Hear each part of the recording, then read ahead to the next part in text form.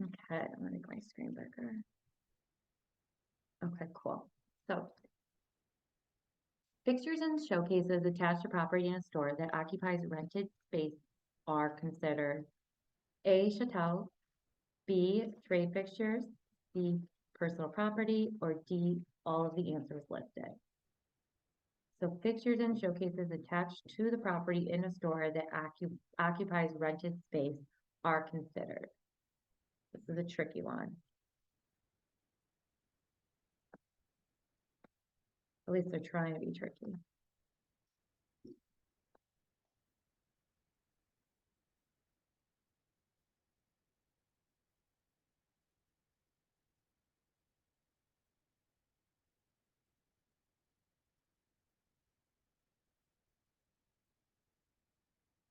Any guesses? Feel free to say it out loud or put it in the chat.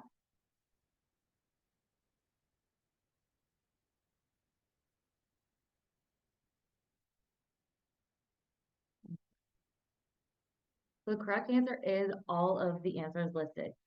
So chatels, trade fixtures, and personal properties are all basically the same thing. So trade fixtures are fixtures that can be removed at any time. They are considered personal property or chatels of the tenant. Chatels are personal property, and property that is not real can be described as chatels and personal property.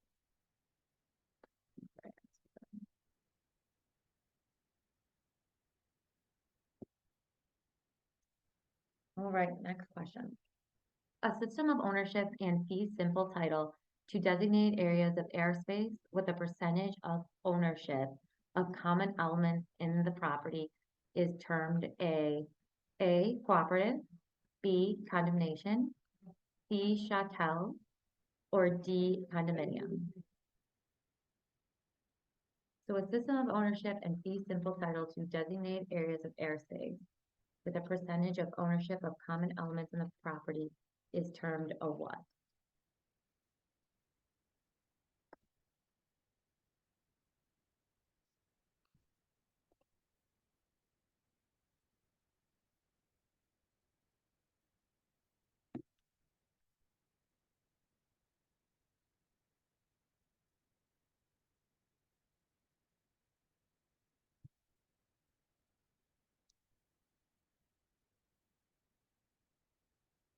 Do you have any guesses?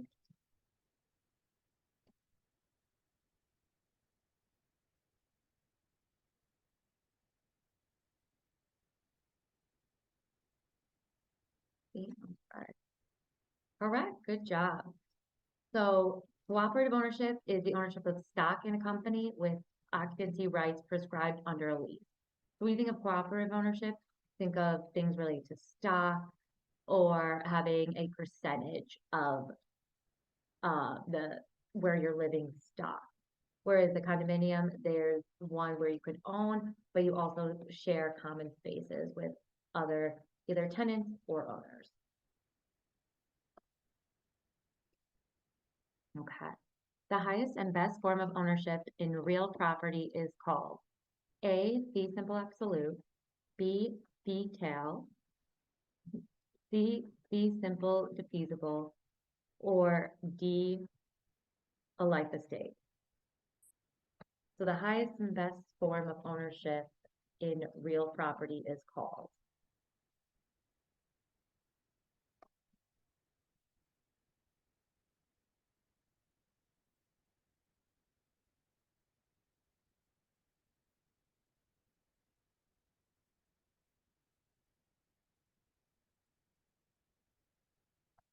Good job. All right, we got A. Correct. Good job. Fee simple absolute is the highest and best form of ownership. There are no conditions on the title. Correct. So the highest and best form of ownership is going in real property is going to be fee simple absolute. Next question. Tom and Sally are not married but own a rental property together because they also have a right of survivorship.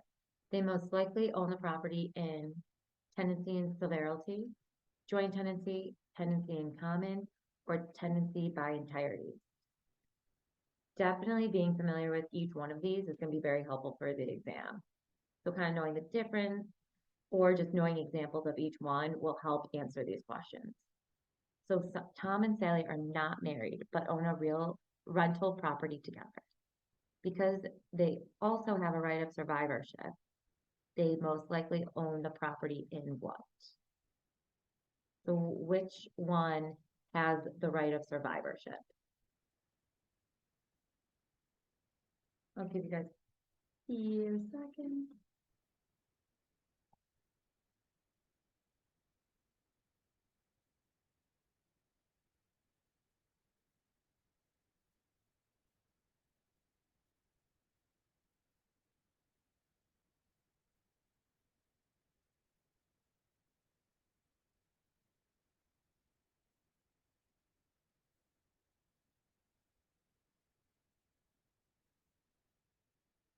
Guesses.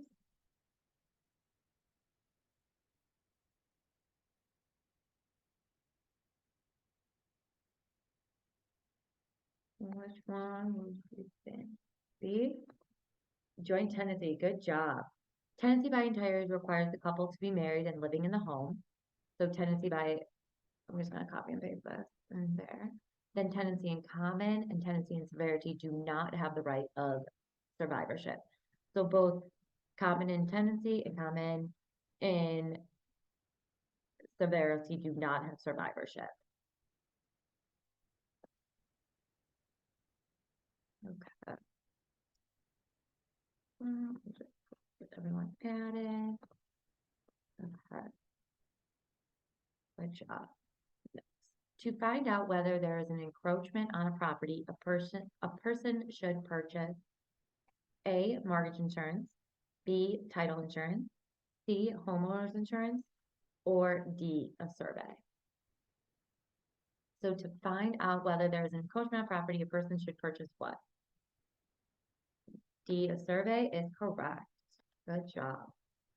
So when you want to make sure that there are no encroachments on the property, which are, it could be a physical encroachment from like your next door neighbor and things, that would be getting a surveyor out there.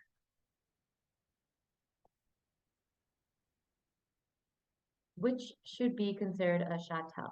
So which would be considered a chateau? A, new furnace, B, goods or other items of personal property not annexed to real property, C, in-ground swimming pool, D, fence. So which would be considered a chateau?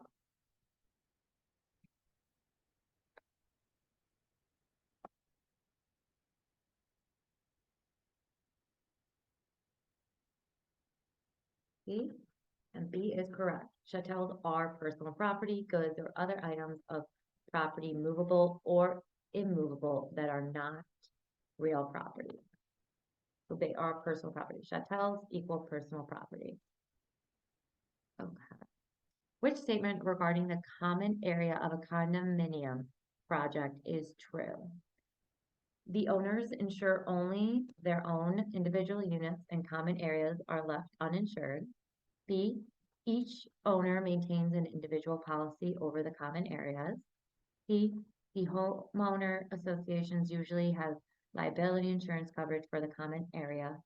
Or D, the common area in a condominium is owned by the government and does not require insurance coverage.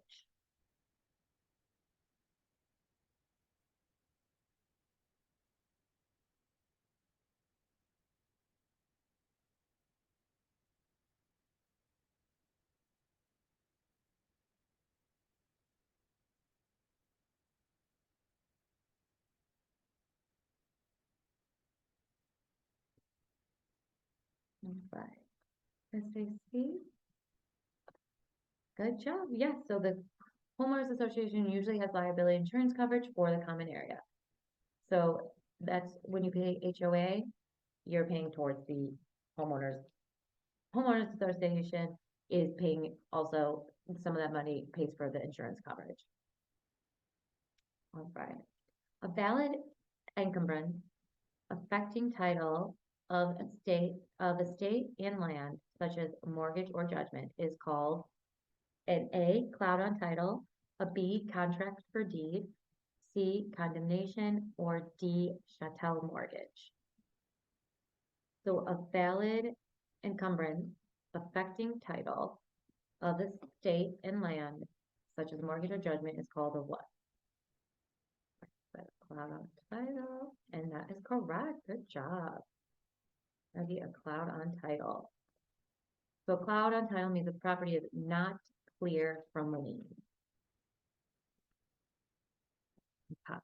When a person has interest in land that will only continue as long as they live, they are A, fee simple estate, B, easement, C, estate for years, or D, life estate. So when a person has interest in land that will continue as long as they live, they have a what type of estate? Sorry, hopefully posting these questions in the chat help everyone as well.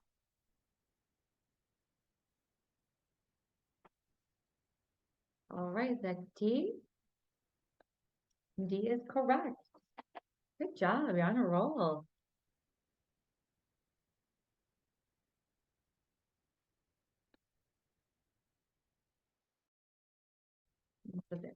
So that would be a life estate.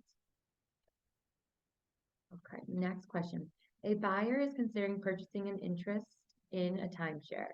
Buyer is offered the right to buy stock in a corporation that owns the property.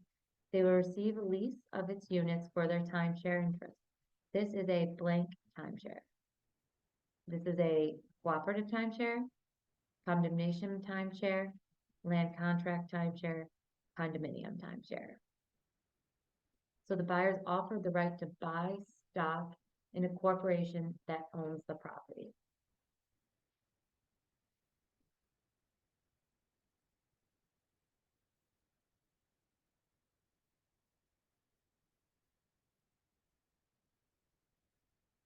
What type of timeshare is this?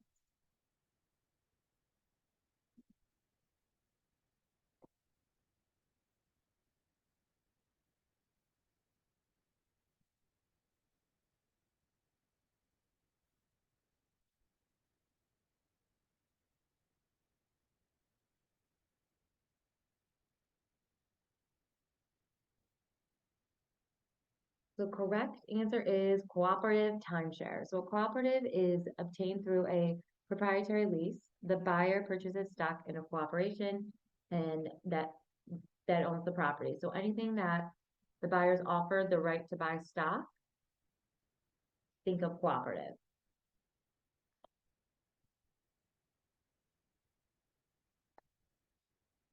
Okay. All right, good job. We got 100%. Okay, so what is our next quiz? We did property ownership, land use and control. Okay.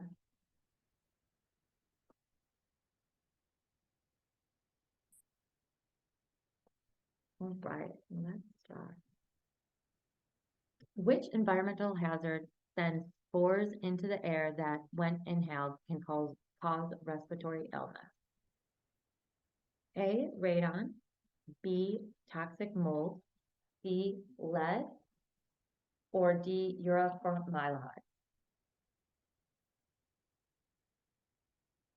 So which environmental hazard sends spores into the air that, when inhaled, can cause respiratory illness?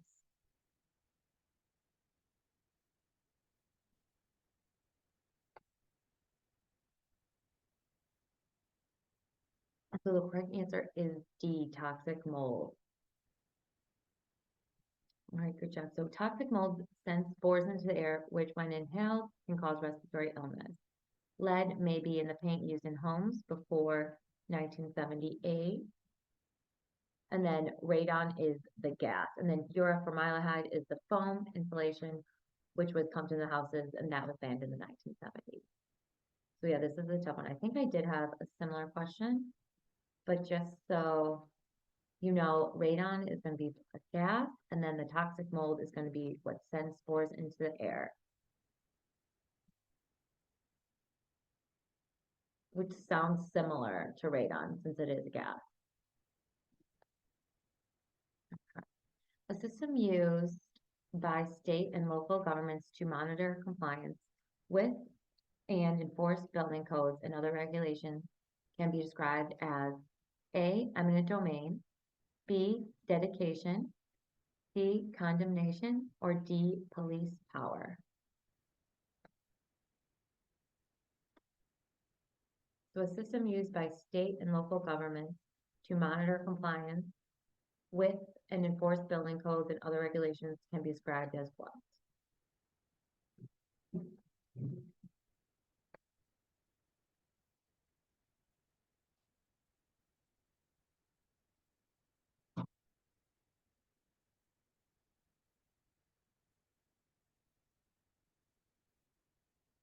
What about D?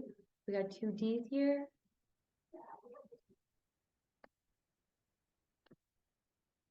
All right, so correct is going to be D. And eminent domain, dedication, condemnation, police power. Eminent domain does have, in fact, is when the government is involved, but that's when they take private property. Whereas police power is going to be the government when they impose laws and ordinances in building codes. So basically enforcing building code.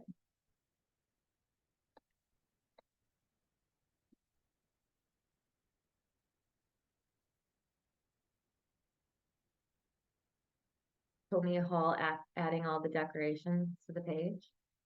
I don't even know how you're on that feature. The city of Largeville wishes to obtain title to privately owned property in order to expand a highway.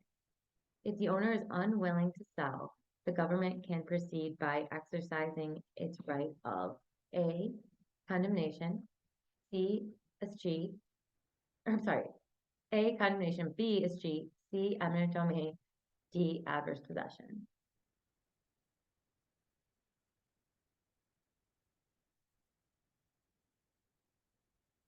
Right, we got C, eminent domain. And that is correct. Good job, guys.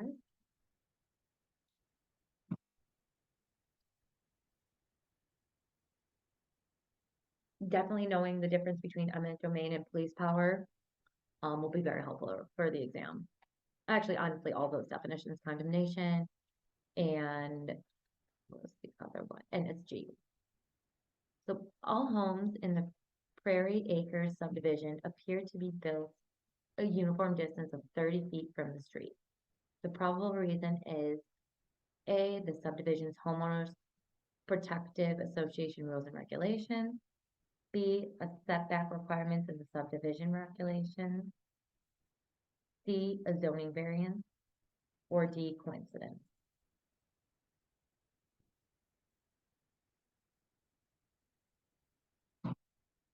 Yeah, B and C.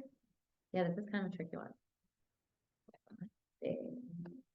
So the correct answer is going to be B, the setback requirements in the subdivision regulations. So kind of similar to your one, like similar to HOA, but basically when they set the setback requirements for that subdivision specifically, they just made everything uniform. So this could have been set by the builders. Probably by the original developers. Yeah. Okay. Let me just quickly get that over. All right. Next question. James worried that Peter would build a fence that would obstruct his view of the seashore. He expressed his concerns to Peter, who offered for $500 to agree that no fence would ever be constructed on Peter's land. They signed a written agreement and recorded it at the courthouse. They created a lien on Peter's property. B, option. C, easement running in James' favor. D, restrictive covenant.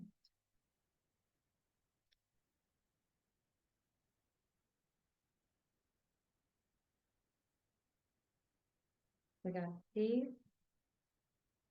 So it is a restricted covenant. But that was also a great guess. The easement would be the right to use another one's property. Whereas a restricted covenant is a promise that a specific thing will not be done when Peter owns the land. And that runs with the land as part of the deed, which is like a separate document, but a restricted covenant is a promise to do or not do something. And that runs with the land and recorded as part of the deed. Good job. All right. On to some financing. Sounds good.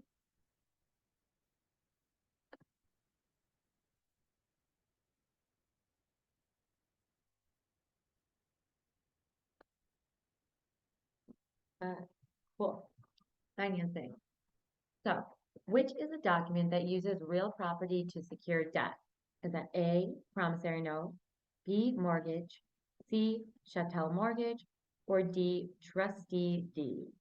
So which is a document that uses real property to secure debt?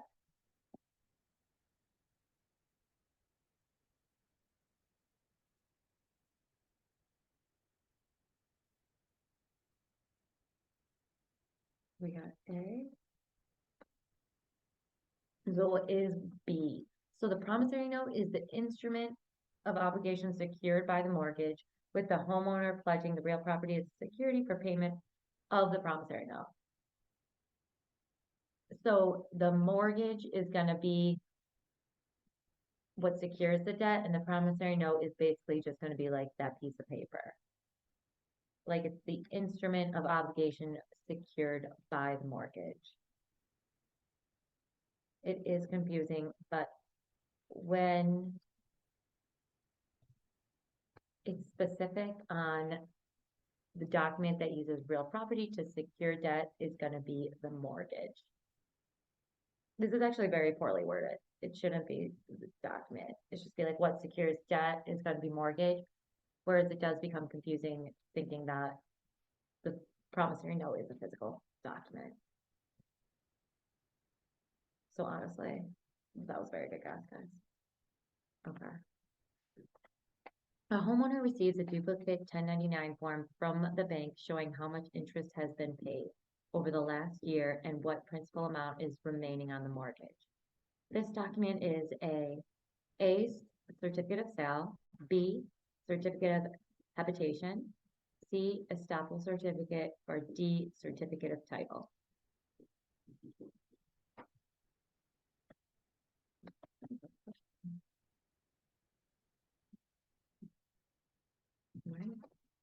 Right, B, certificate of. So it's going to be an estoppel certificate. Actually, do not know this one. And the estoppel certificate is sometimes called a certificate of no defense. Okay. So estoppel certificate, also known as certificate of no defense, is a legal instrument used by the bank to stop the mortgage and to indicate what the mortgage balance is on a certain date, after which the mortgager has no defense unless they contest in a timely manner. Good job.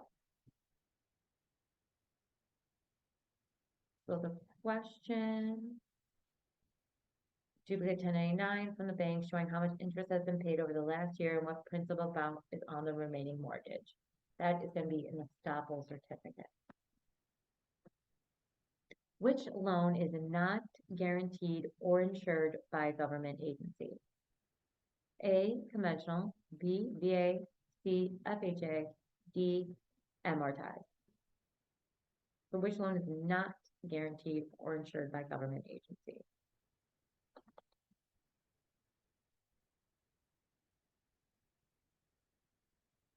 Okay.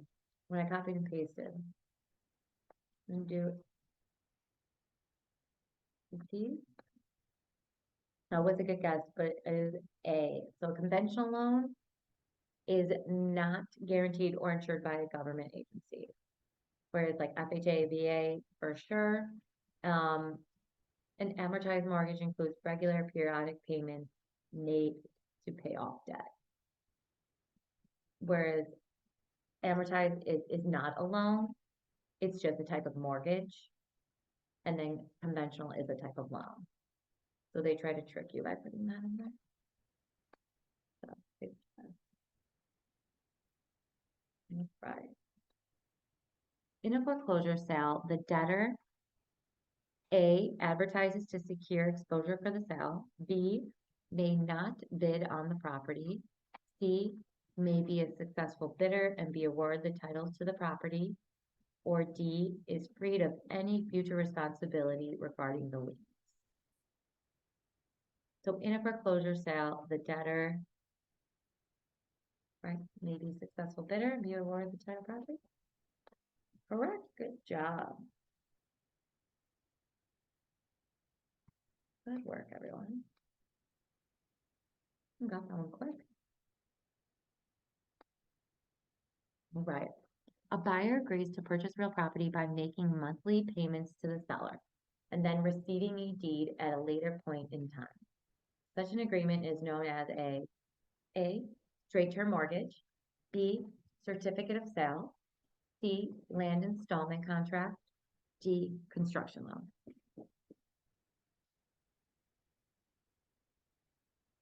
So a buyer agrees to purchase real property by making monthly payments to the seller and then receiving a deed at a later point in time. Right. C, and that is correct. Good job. That was tricky. I'll put this in there. But a land installment contract is a contract for the purchase of property based on the installment payment plan.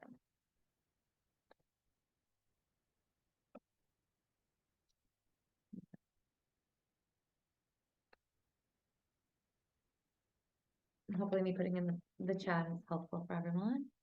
You know, it's a lot of words here.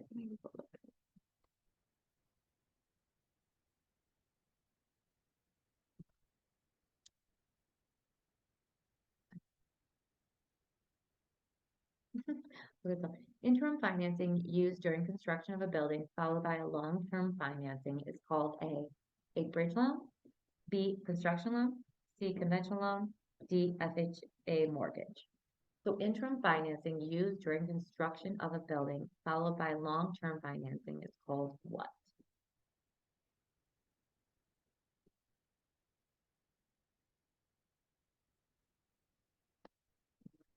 B. And that is correct. Good job, guys. So that's going to be B, construction loan.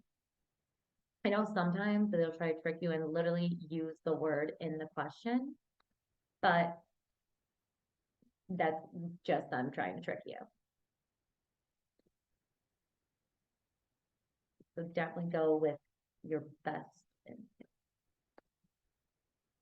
Okay, so a GI loan is the same as a blank loan. It's the same as an FHA loan, A, B, VA loan, C, co-insured loan, D, conventional. All right, got B. And you are correct. Oh, I actually didn't know this one. So a GI loan, often referred to as a soldier's loan. Cool.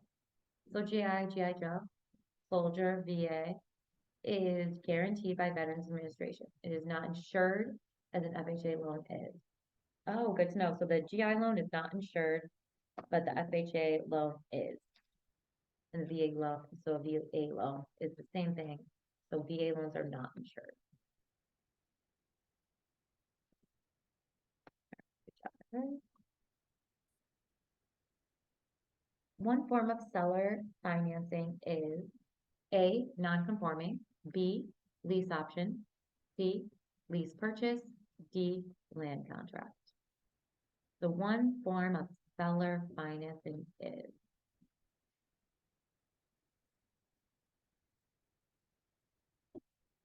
non-conforming, A, B, lease option, C, lease purchase, D, land contract.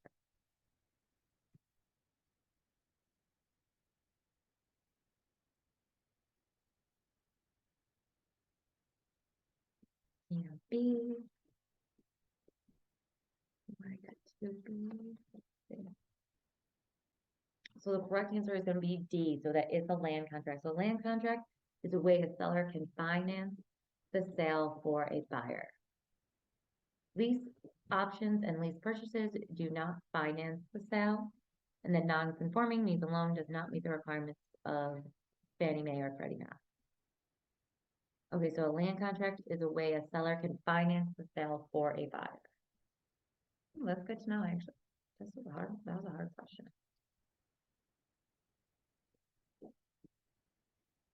A type of lender with the greatest percentage of assets invested in residential mortgages is A, mutual savings bank, B, commercial bank, C, life insurance company, D, savings and loan.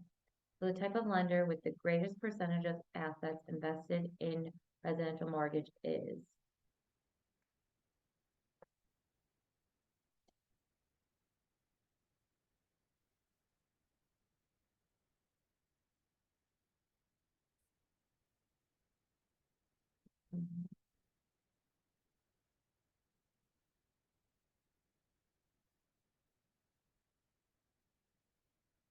That's a lot of questions.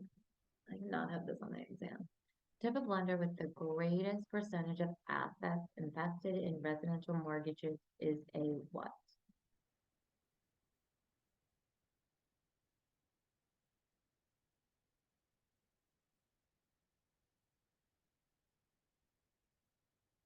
Let's see, D, savings and loan.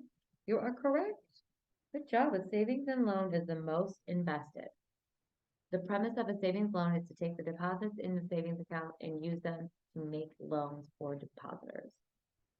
Good job.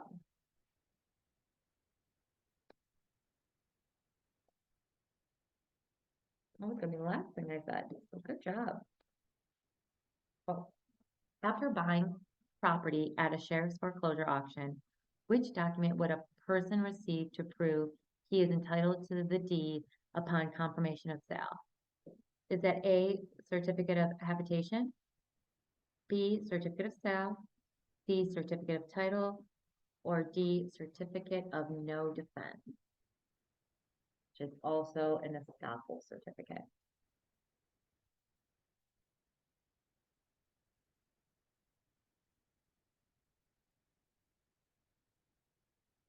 So after buying property at a sheriff's foreclosure auction, which document would a person receive to prove he is entitled to the deed upon confirmation of sale? Correct, and that is going to be a certificate of sale. Good work.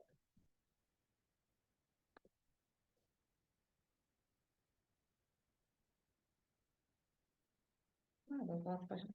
Okay.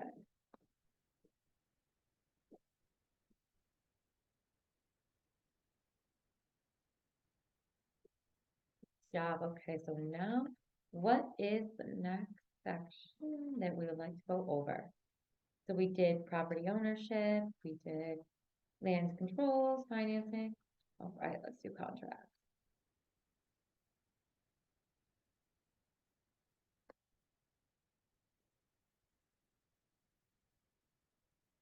Okay, perfect. So Buddy wanted to offer to purchase the Walker's home. He engaged Joan to be his agent. When the offer was delivered to Mr. Walker, it contained a provision limiting the time for acceptance to 48 hours. Mr. Walker rejected the offer out of hand as inadequate. After thinking about it for 24 hours, though, Mr. Walker called Agent Joan and said, I've changed my mind. I'll take Buddy's offer. What is the status of Buddy's offer? That A, it is still open, but he has not formally withdrawn it. B, it is binding contract now that Mr. Walker has accepted it. It is still open to its 40 hours to run. D, it was terminated when Mr. Walker first rejected. Question all right, we say D. Well, this is actually a live situation. And that is correct. Good job. So Mr. Walker already said no. It's done. It is terminated, withdrawn. You rejected the first time. Buddy offer no longer exists. Okay. A meeting of the minds refers to the A, closing of a contract, B, offer and acceptance. I, consumption of a contract, or D, consideration. So meeting of the minds refers to the what? Offer and acceptance? Correct. Good job. Yeah, some things when you're like, this makes the most sense, because I know a lot of the vocab and terminology can be tricky, but definitely go with your gut when it comes to the meeting of the mind, offer and acceptance. Same thing. Okay. A subdivision developer employs agent Sue to sell lot. John, a licensed agent, offers to buy lot B3 for $20,000. The sale contract is executed. However, through a typographical error that no one noticed, the contract identified the lot as D3, which was listed for $25,000. What is the contract status? A, enforceable, B, voidable, C, invalid, D, void. Oh, this is a tough one. What would be voidable? I'm just gonna put a question in. Chat.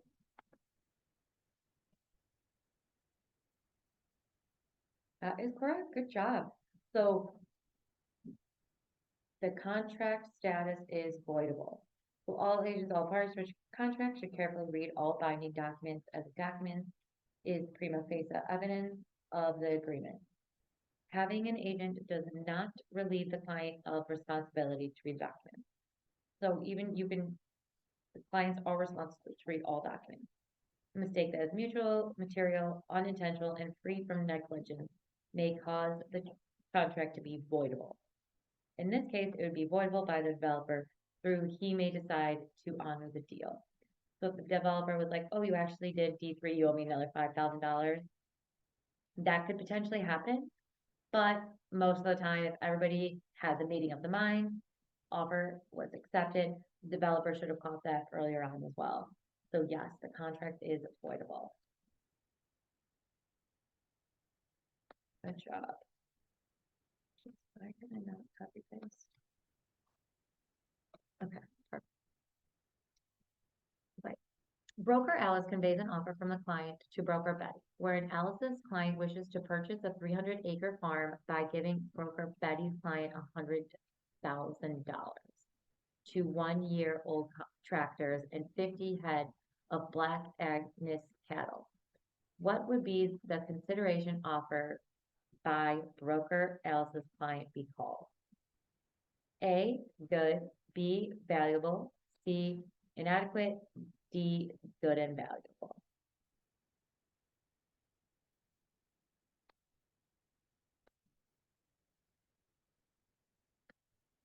So broker Alice conveys an offer from the client to broker Betty, wherein Alice's client wishes to purchase a 300-acre farm by giving broker Betty's client $100,000 to 1-year tractors and 50 head of Black Angus cattle. What would the consideration offered by broker Alice's client be called? Let's say C, inadequate. So it would be B, valuable. So contracts must be supported by consideration, which is offered by one party to induce another to enter the contract. So valuable consideration is anything of value, money, goods, personal services, exchange properties, or often simple promise delivered of value. Good consideration consists of love and affection and is sufficient to support a gift deed. Well, that was a hard one. But consideration is anything of value, and then good is going to be love and affection, and that's going to be anything as in like a gift deed. So valuable is going to be the same thing, equals consideration, love and affection equals good. The basic requirements for an offer include A, neither objective intent nor subjective intent to contract. B, both objective intent and subjective intent to contract. C, objective intent. D, subjective intent to contract. So the base requirements for an offer include which one?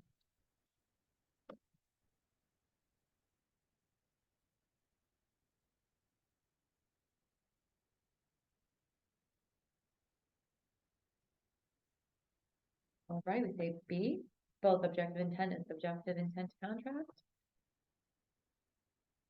So it is C, objective intent. That was a good guess though. In an offer, the intent requirement is concerned with what a person says or does, rather than what a person's actually thinking. The rule is based on what reasonable person could interpret as serious expression of intent. That was a good guess. That was tricky, but it would just need objective intent. You don't need both subjective intent, just the objective intent.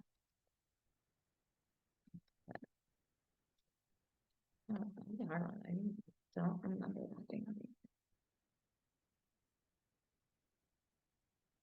Right. All right, we're doing great. We're covering lots of material, guys. All right. Old man Jones wants to settle his affairs prior to his death by selling his land and giving the money to his children. Broker Bob lists the property and markets it. After 6 months, an offer from Widow Smith, who lives in the next county, is received in the mail. Jones immediately signs the contract without change, and Broker Bob drives to the next county to deliver a copy to the widow in person, which might prevent this from being a binding contract. A, Widow Smith is incompetent. B, Widow Smith's death before Bob can relate Jones' acceptance. C, either Widow Smith is incompetent or Widow Smith's death before Bob can relate Jones' acceptance. Or D, nothing.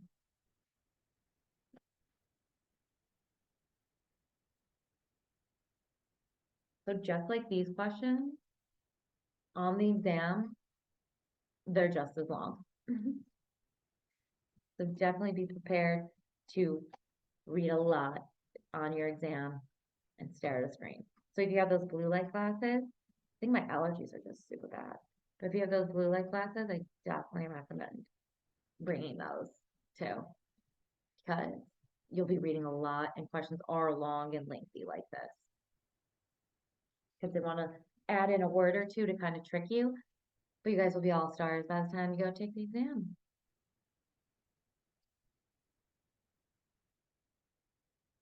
So which might prevent this from being a binding contract? So what in this long question prevents it from being a binding contract? So definitely just reviewing, I know it's a very long question, but reviewing the last thing it asks and then reading through which might prevent it from being a binding contract and then reviewing what it states, the details within the question to then answer your question. It's very helpful. All right, we got B. Okay, so it was B. And this was hard. I did not know this answer. Either Widow Smith is incompetent or Widow Smith's death before Bob can relate to Jones' acceptance. Oh, so it's A and B. So they try to trick you there. So death or incapacity of one of the parties may make it impossible to form a contract. Oh, that was a tough one. But good to know that what prevents the contract from binding is either death or incumbency.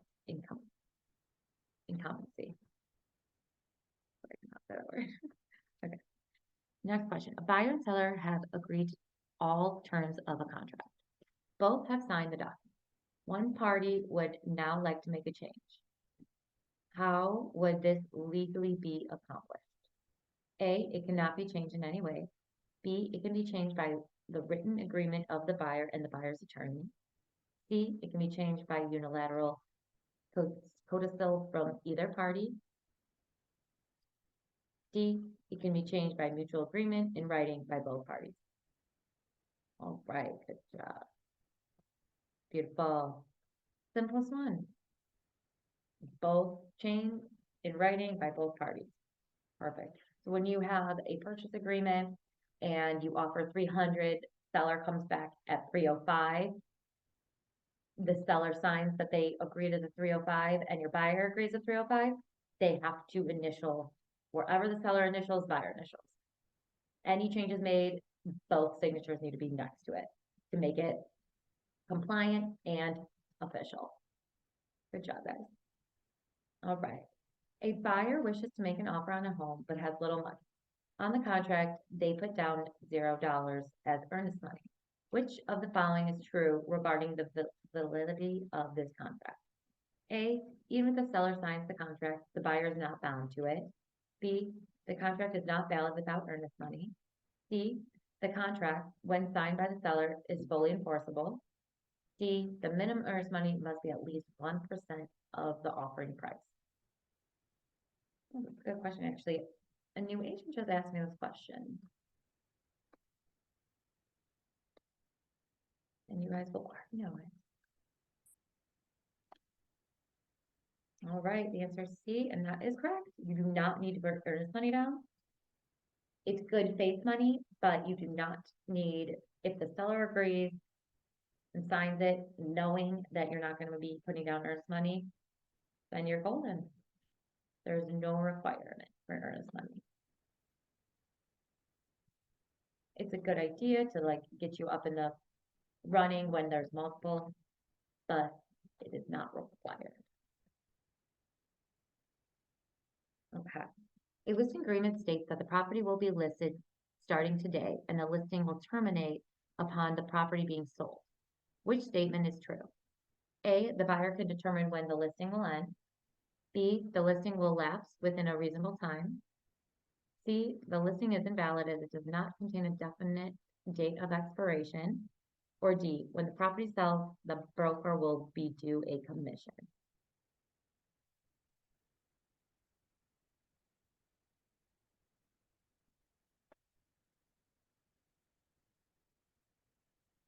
All right, we got C.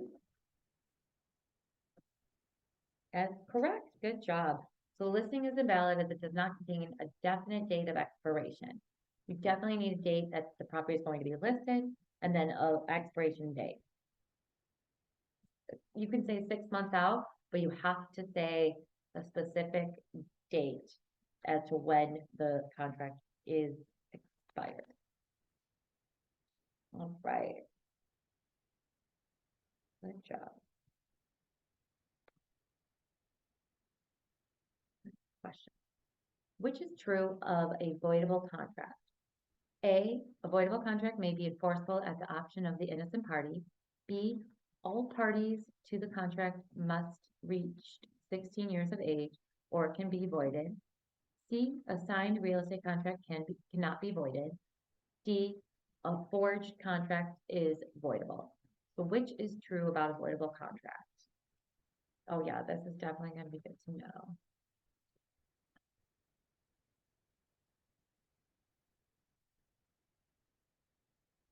A voidable contract may be enforceable at the option of the innocent party. All parties to the contract must have reached 16 years of age or it can be voided. A signed real estate contract cannot be voided, or a forward contract is voidable. All right. Oh, that was a good guess, but a voidable contract may be enforceable at the option of the innocent party. This is tricky. So it's definitely giving all the examples on what's true about a voidable contract, what makes it void in regards to voidable. So only the injured party has the right to void a contract, but it is not required to. Reasons might include intoxication, menace or duress, fraud or misrepresentation, or minority status of one of the parties. If the contract is illegal, it is void automatically. The void is no, it cannot be effective. Voidable is it can be enforceable at the option of an innocent party, but it's not a valid contract. It is confusing when going over these definitions for sure. So a legal remedy that would compel a vendor to execute a deed pursuant to a valid land installment contract is known as A, specific performance, B, the equity of redemption, C, writ of execution, or D, execution of sale. This question sounds like a Law and Order episode. So a legal remedy that would compel a vendor to execute a deed pursuant to a valid land installment contract is known as what? A vendor is the seller in a land contract.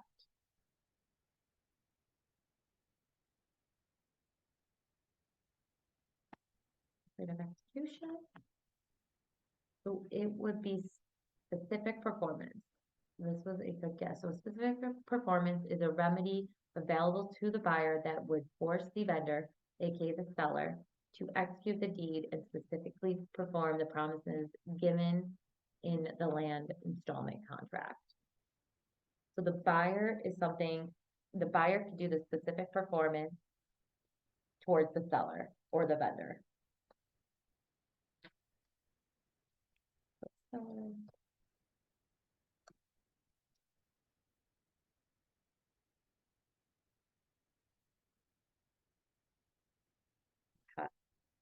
John, a buyer makes an offer on Mary's home. Mary feels the offer is too low and makes a counteroffer. John is not interested in paying any more than his original offer, so he does not reply to Mary's counteroffer. 2 weeks later, Mary is desperate to sell and calls John to accept his original offer. Does John have to purchase Mary's home at his original offer price? A, yes, he is bound by the original offer that Mary has now accepted. B, no, too much time passed before Mary accepted. C, yes, as long as Mary has signed the original offer, or D, no, John has no obligation to purchase.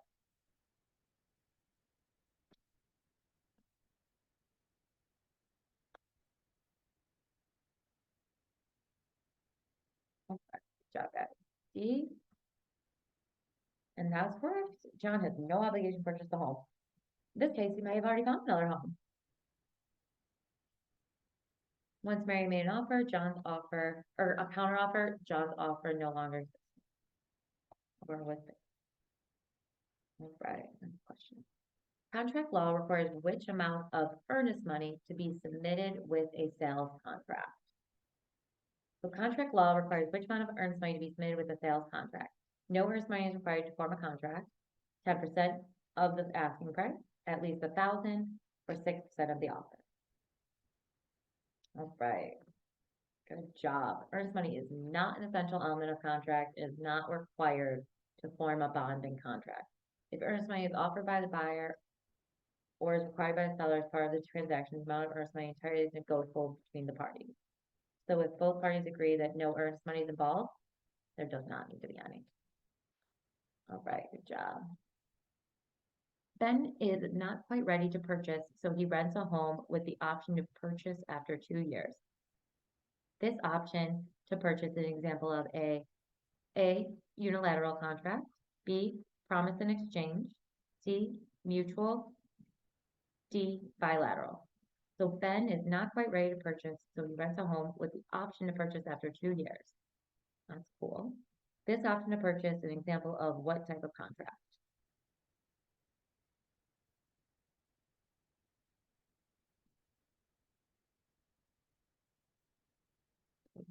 Bilateral? Correct. Good job. Options are unilateral or one-way contract. The seller is obligated to sell, but the buyer is not obligated to purchase. Bilateral contracts impose an obligation on all parties to the agreement to perform. All right, good job. Well, everyone's decorating today.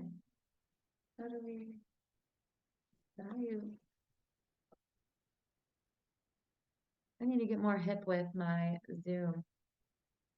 We can cover more bases, or you guys can like circle flashing our answers. Okay, so if Ed purchases a property from Susan by an installment land contract, when will title pass to Ed? A, when the contract has been signed by all parties. B, when the seller exercises the liquidated damage clause. C, when the deed is placed in escrow. D, when the deed is delivered to the buyer.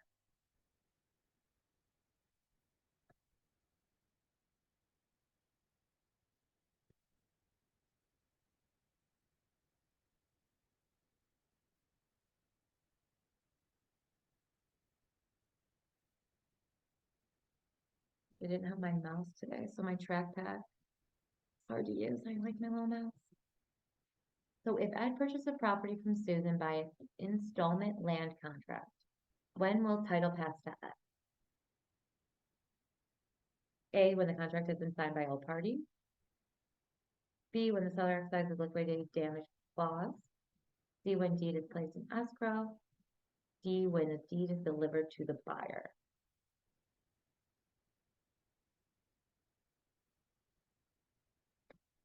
All right, we got an A. Okay, the A was a very good guess, but it's going to be D. So when the deed is delivered to the buyer, this one was super tricky. I remember this. So Ed does not come into title until the deed is delivered. This will occur when all contract terms are fulfilled, including the final payment to the citizen. So when the contract has been signed by all parties, does need to happen. But when title passes to Ed is when the deed is delivered to the buyer. It is kind of confusing, but this is. After all of when the contract is signed by all parties and the deed is delivered to the buyer is when the title is passed to Ed. All right, good job, guys.